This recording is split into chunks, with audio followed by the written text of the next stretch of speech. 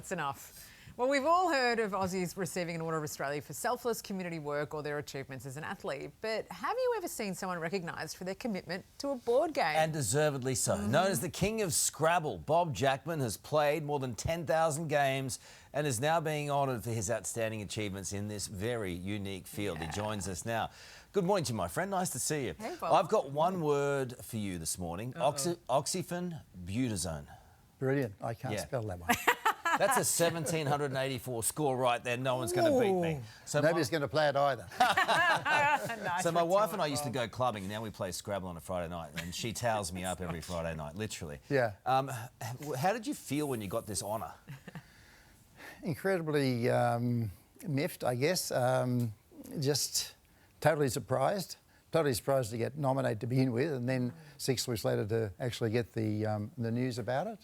And yeah, it's a great feeling to be recognised, I suppose, for work put in. Certainly not, you know, probably I wouldn't have worried if I hadn't got it, but the fact that I got it, now just relish that and enjoy it and take it for what it's worth. Yeah. It's great. It's such a wonderful pastime for so many of us, right? But for you, it went from a hobby into something more professional after an incident you were involved in. Yes, that's right. I don't know if I'd call it professional. Professional is where you make money, but it certainly it became a passion after that, after the so-called accident that I had that sort of got me started with the game and getting into it in a big way.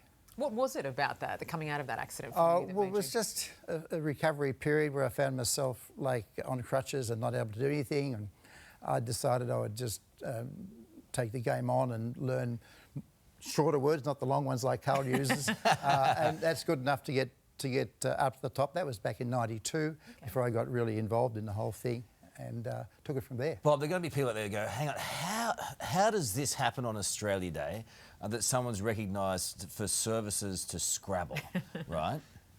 I don't know. I mean, I didn't make the nomination. I didn't give the approval. I mean, maybe somebody thought it was worthy, and I think it is worthy, actually. But Australia Day is when they present the awards, and I had to keep quiet about it till then. Now it's there, and it's just a done deal. Do you know who nominated you? I do. Who was it? Well, Joanne Craig. I just saw some footage of her there when she was announcing it at the tournament on the weekend. She's actually part New Zealand, a part Australian, but a good friend, somebody that sort of recognised the effort I put in and decided to do something. A Kiwi. Sweet, Bet you she cheats at Kiwi. Oh. New Zealand champion. No, she doesn't. Definitely doesn't. Hey, in all seriousness, I think words are important. Yeah. And I think this kind of game being reintroduced to younger generations is really important for our communication and our connectivity. Yes, I'd agree with that. It's important that young children, you know, get to maybe play a game like that where they can increase their vocabulary, and it's great for their math skills as well. Yeah. I mean, any new child that sort of steps into the scene, that if they're prepared to learn those words, we welcome them in. We don't have the resources to go chasing them up and you know, running programs to sort of recruit them. But if the child wants to sort of take up the game, there's welcome in our scene. So you met your wife playing Scrabble. Your kids also play Scrabble. It must be pretty competitive in your household, Bob. Well, that was 50 years ago. I mean, those kids now have grown up and got my grandchildren that are maybe watching this. And, Do they play? They have played. I've sort of introduced them to the game, but they're not playing competitively. The kids themselves gave up at about the age of 14 when they realised it was not necessarily a game for them, but they got to quite a good standard before that. Okay, look, there are words that must, you know, bounce around in the noggin of yours if you get an X or, you know. Yeah, what are some of the funniest kind of words that always pop up for you? Funniest words always pop up. Well, there's QI, of course, the Chinese Life Force. I'm not sure if you'd say it was funny.